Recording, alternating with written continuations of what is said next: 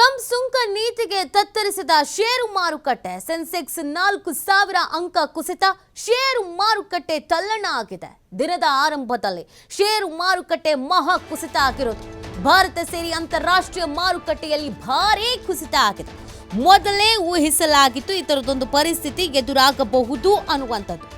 Donald Trump ತೆರಿಗೆ ವಾರ್ಗೆ ಇಡೀ ಜಗತ್ತು ಇದೀಗ ನಡುಗುವಂತ ಪರಿಸ್ಥಿತಿ ನಿರ್ಮಾಣ ಆಗಿದೆ. ರೈತರಿಂದ ಹಿಡಿದು ಷೇರು ಮಾರುಕಟ್ಟೆಗಳವರೆಗೆ ಎಲ್ಲವೂ ಕೂಡ ಗೊಂದಲದಲ್ಲೇ ಇದೆ. ಇವತ್ತು ಷೇರು ಮಾರುಕಟ್ಟೆಗಳು ಕುಸಿತಿರುವುದು ಟ್ರಂಪ್ ಜಗತ್ತಿನ ಮೇಲೆ ಹಾಕಿರುವಂತ ಪ್ರತೀಕಾರದ ತೆರಿಗೆಯ ಪರಿಣಾಮ ಅನ್ನೋದು ಕೂಡ ಇಲ್ಲಿ ಗೊತ್ತಾಗ್ತಾ ಇದೆ. ಟ್ರಂಪ್ ಈ ತರದ ನಿರ್ಧಾರಗಳನ್ನ ತೆಗೆದುಕೊಳ್ತಾರೆ ಅನ್ನೋದು ಮೊದಲೇ ಗೆಸ್ ಮಾಡಲಾಗಿತ್ತು.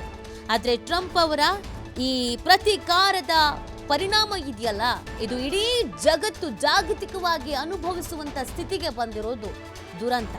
ಟ್ರಂಪ್ ಪ್ರತೀಕಾರದ ಸುಂಕಗಳಿಂದಾಗಿ ಜಾಗತಿಕ ಷೇರು ಮಾರುಕಟ್ಟೆಯಲ್ಲಿ ತಲ್ಲಣವೇ ಸೃಷ್ಟಿಯಾಗಿದೆ. ಭಾರತೀಯ ಷೇರು ಮಾರುಕಟ್ಟೆಗಳಲ್ಲೂ ಕೂಡ ಸಾಕಷ್ಟು ಸಮಸ್ಯೆ ಆಗಿದೆ. ಇವತ್ತು ಆರಂಭ ಆಗ್ತಾ ಇದ್ದಂತೆ ದೇಶೀಯ ಷೇರು ಮಾರುಕಟ್ಟೆಗಳು ಭಾರಿ ನಷ್ಟಕ್ಕೆ ಸಿಲುಕಿವೆ. ಸೆನ್ಸೆಕ್ಸ್ 3,900ಕ್ಕೂ ಹೆಚ್ಚು ಮತ್ತು ನಿಫ್ಟಿ 1,140ಕ್ಕೂ ಹೆಚ್ಚು ಅಂಕಗಳೊಂದಿಗೆ ಕುಸಿತವನ್ನ ಕಂಡಿರುವಂಥದ್ದು.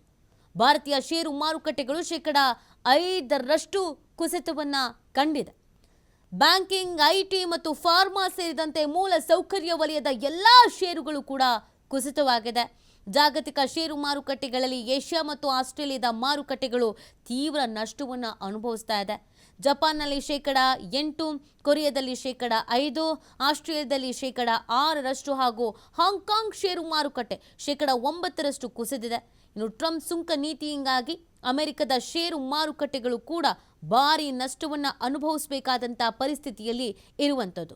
ನೋಡಿ, ಟ್ರಂಪ್ ಅವರ ಆರ್ಥಿಕ ನೀತಿ ಇದೆಯಲ್ಲ, ಈ ನೀತಿ ಇವತ್ತಿನ ಈ ಪರಿಸ್ಥಿತಿಗೆ ಕಾರಣ ಆಗಿರೋದು. ಬ್ಲ್ಯಾಕ್ ಮಂಡೇ ಅಂತ ಇವತ್ತು ಇದನ್ನ ಕರಿಬೇಕು ಅಂತ ಆರ್ಥಿಕ ತಜ್ಞರು ಹೇಳ್ತಾ ಇದ್ದಾರೆ.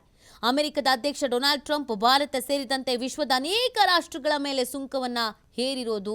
ಯುಎಸ್ನ ಟ್ರೇಡಿಂಗ್ ಪಾರ್ಟ್ನರ್ ಭಾರತದ ಮೇಲೆ 26% ಸುಂಕವನ್ನು ವಿಧಿಸಿರೋದು. ಇದರಿಂದಾಗಿ ಭಾರತ ಅಷ್ಟೇ ಅಲ್ಲ, ವಿಶ್ವದ ಬಹುತೇಕ ಷೇರು ಮಾರುಕಟ್ಟೆಗಳು ಸತತವಾಗಿ ನಿರಂತರವಾಗಿ ಕುಸಿಯತೊಡಗಿದ್ವು.